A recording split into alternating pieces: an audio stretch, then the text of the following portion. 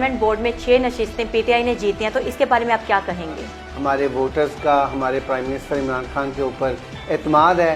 शेख साहब, अब आप हमें ये बताएं कि बतौर चेयरमैन जीडी एनवासा आपकी क्या खिदमात रही आवाम की? शहर के सीवरेज के बहुत मसाइल थे, सोसाइटीज हैं, इनको बंद किया जाए और इसको वर्टिकल जाना चाहिए। फाउंडर इत्तेहाद गोल्डन ग्रुप की जरूरत क्यों पेश आई? ये सारे झूठ का फलंदा है। कोई मेगा प्रोजेक्ट नहीं लेके आ सके।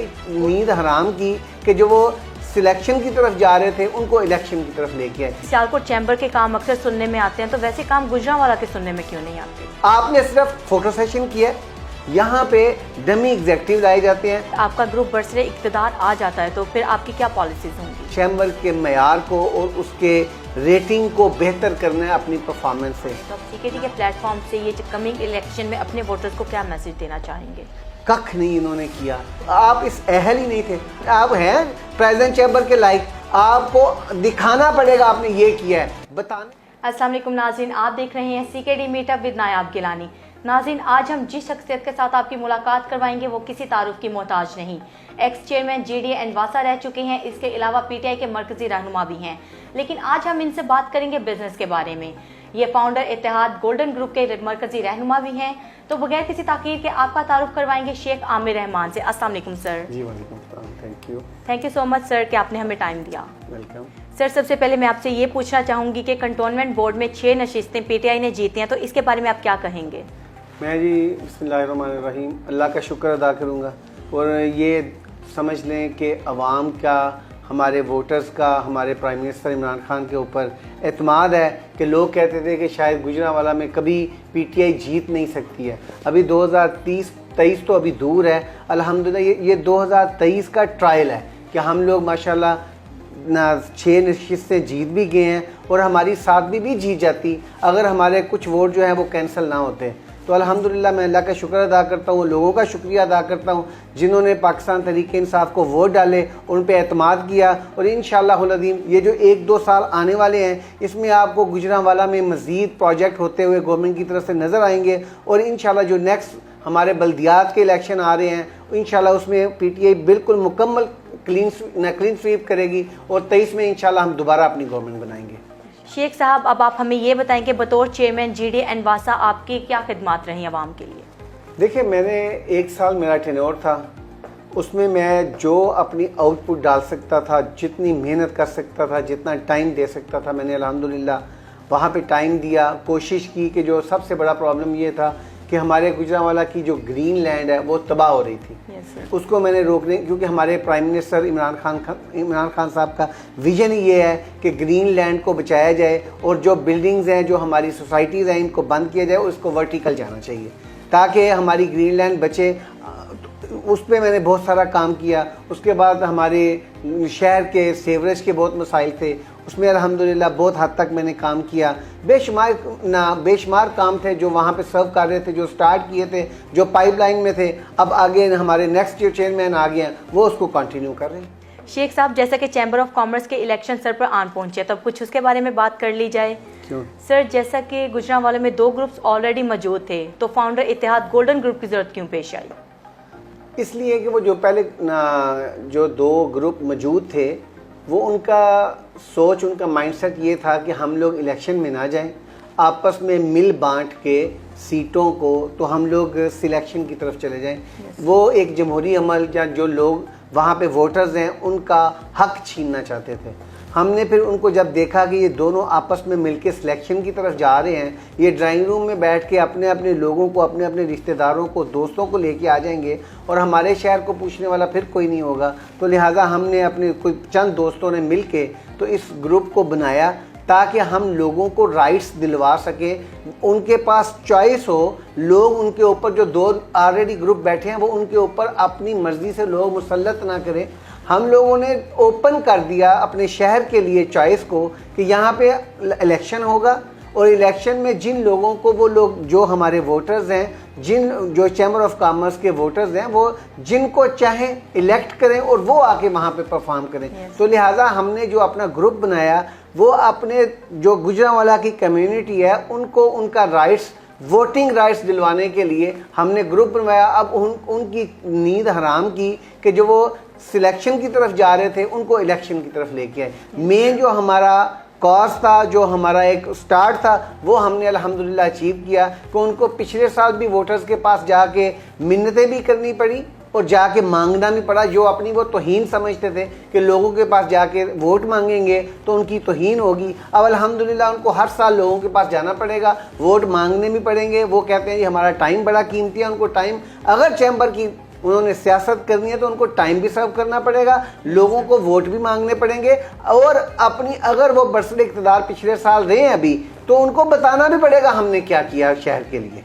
तो इसलिए हमने इलेक्शन करवाने के लिए ये स्टार्ट किया, और इंशाल्लाह गुजरांवाला की जो महरूमियाँ है, 39 साल जो चैम्बर बना है, जो इस गुजरांवाला शहर की और इसके बिजनेस कम्युनिटी की महरूमी है, उनको दूर करने के लिए हमें बनाना पड़ा अपना ग्रुप। क्योंकि ये लोग ऐसे थे जो 12 साल से कॉन्टीन्यूसली इक़्तिदार में है, और इससे पहले भी ऑन एंड ऑफ इक़्तिदार में रहे हैं, और इन्होंने कुछ डिलीवर गुजरांवाला की आवाम के लिए या बिजनेस कम्युनिटी के लिए कुछ नहीं किया। कोई मेगा प्रोजेक्ट नहीं लेके आ सके, कोई ऐसा काम नहीं मुझे हमें नज़र आता कि जो चैम्बर ऑफ कॉमर्स ने गुजरांवाला में किया हो और लोग उसका रेफरेंस दें और कहें कि ये गुजरांवाला चैम्बर ने काम किया। ऐसी कोई चीज़ नहीं है। ये सिर्फ इन्होंने चैम्बर को अपने ज़ाती मफाद के लिए इस्तेमाल करते थे, इस वजह से हमें ये अपना ग्रुप बनाना पड़ा।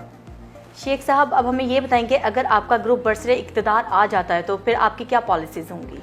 इंशाल्लाह ज़रूर आएगा, और अभी आ रहा है, 2-3 दिन, चंद दिन रह गए हैं, इंशाल्लाह आएगा। हमारी पॉलिसी देखें, हमारे शहर को बहुत निगलेक्ट किया जा रहा है, हमारे चैम्बर ऑफ कॉमर्स की आवाज़ ही नहीं है, वर्थ ही नहीं है। इसलिए हमें सबसे पहले तो अपने चैम्बर के मयार को और उसके रेटिंग को बेहतर करना है अपनी परफॉर्मेंस से ना पाकिस्तान में। दूसरा ये है कि जो लोगों, हमारे चैम्बर ऑफ कॉमर्स को लोगों ने यरगमाल किया हुआ था, उसको छुड़वाना है। फिर हमारे पास बहुत सारे काम करने के लिए गुजरांवाला, क्योंकि ये इंडस्ट्रियल हब है, यहाँ पे जो पूरे पाकिस्तान में चीज़ें इस्तेमाल होती हैं, कोई ऐसी चीज़ नहीं है जो गुजरांवाला में ना बनती हो। अगर कुछ लाहौर बन रहा है तो कुछ सियालकोट बन रहा है तो कुछ फैसलाबाद बन रहा है, लेकिन हमारा शहर ऐसा है जिसमें हर चीज़ बनती है। तो हमारे लिए, हमें तो बिल्कुल जैसे मोटरवे है। अब मैं सुन रहा था कि जो हमारे इस वक्त के जो प्रेसिडेंट चैम्बर हैं, वो जनाब मौसूफ फरमा रहे हैं कि हमने मोटरवे बना दिया, हमने मोटरवे पे काम कर दिया, ये किया। मुझे बताएं कि ये 1 साल पूरे में 5-6 चीज़ें गिनवाते हैं, 2-3 चीज़ें गिनवाते हैं, एक भी ऐसा प्रोजेक्ट नहीं है जिसको उन्होंने बुनियाद रख दी हो, इनोग्रेशन कर दी हो। फाइलों में तो पिछले साल भी ये शोर करते रहे थे कि अब पिछले साल जो प्रेसिडेंट थे लास्ट ईयर के, कभी वो कहते थे मैंने ये मोटरवे का काम करवा दिया, और कभी एक जीडीए के चेयरमैन बैठे हुए वो कहते हैं मैंने करवा दिया। हमें लोग कंफ्यूज है, लोगों को यही नहीं पता कि ये करवाया किसने है। कुछ पाकिस्तान तहरीक इंसाफ के लोगों ने करवाया या चैम्बर ऑफ कॉमर्स ने करवाया, और अभी तक वो पिछले साल से शोर कर रहे हैं। पिछले इलेक्शन में भी यही स्टंट था कि हम यूनिवर्सिटी कर दिया, हमने मोटरवे कर दिया, आज तक स्टार्ट नहीं हो सका। और अभी वही चीज़, इनको शर्म नहीं आती कि वही चीज़ें जो पिछले साल में क्लेम करते थे, आज फिर हम 1 साल बाद उधर ही खड़े हैं और उन्हीं चीज़ों को क्लेम कर रहे हैं। लिहाजा इनकी कैपेसिटी ही नहीं है। हमने अपने शहर के लिए मोटरवे लेके आनी है, यूनिवर्सिटी लेके आनी है, और सबसे ज़रूरी जो चीज़ है, ये तो चीज़ें ना साथ पॉलिटिकली लोग साथ मिलके करते हैं, जो चैम्बर के करने वाले काम है कि जो हमारी बिजनेस कम्युनिटी को बजट में, टैक्सेस में रिफॉर्म करने वाली चीज़ें हैं, उस पर हमने सब इंडस्ट्रीज़ को, सब गुजरांवाला के बिजनेस कम्युनिटी को ऑन बोर्ड करना है, उनके प्रॉब्लम जो हैं उनको सुनना है, और हमने गवर्नमेंट तक पहुँचाना है, उनको सॉल्व करवाना है, परमानेंट ना सोल्यूशन निकालने हैं। मतलब अभी ना लूम सेक्टर का एक प्रॉब्लम है जो बिजली के बिलों का, पिछले इलेक्शन पे भी जी मैंने कर दिया, एक लेटर इलेक्शन से 3 दिन पहले निकाल दिया कि लो जी मसला हमने सॉल्व कर दिया, और इलेक्शन जो लेटर निकाला है वो गवर्नमेंट की तरफ से नहीं है, चैम्बर ऑफ कॉमर्स के अपने लेटर पैड पे निकाल दिया है, और वही आज फिर 1 साल बाद वही चैम्बर ऑफ कॉमर्स के लेटर पैड के ऊपर निकाल के दे रहे हैं। भाई आप लोग बेवकूफ़ बना रहे हैं लोगों को, आप गवर्नमेंट का कोई लेटर दिखाएं जिसके ऊपर उनका मसला हल हुआ है। इस तरह नहीं अब चलेगा। तो इंशाल्लाह हम बिज़नेस कम्युनिटी की आवाज़ बनेंगे, और बिज़नेस कम्युनिटी के जो जो मसाइल, जो जो प्रॉब्लम है, इंशाल्लाह हम जितनी हमसे जो हमारी कैपेसिटी होगी हम उसके मुताबिक इंशाल्लाह उनके मसाइल हल करेंगे और ये चैम्बर जो है लोगों के लिए इनके दरवाजे खुल जाएंगे। वहाँ पे कोई तमीज़ बड़े छोटे की, ट्रेडर की, इंडस्ट्रियलिस्ट की नहीं होगी। हाँ, जो उसका मेंबर है उसका राइट है कि वो अपने मसाइल वहाँ पे आके हल करवाए और उसको पूरी इजाज़त होगी और पूरे तरीके से वो अपने हक से अपने वहाँ पे आके मसाइल हल कराएगा इंशाल्लाह। शेख साहब, जैसे सियालकोट चैम्बर के काम अक्सर सुनने में आते हैं, तो वैसे काम गुजरांवाला के सुनने में क्यों नहीं आते?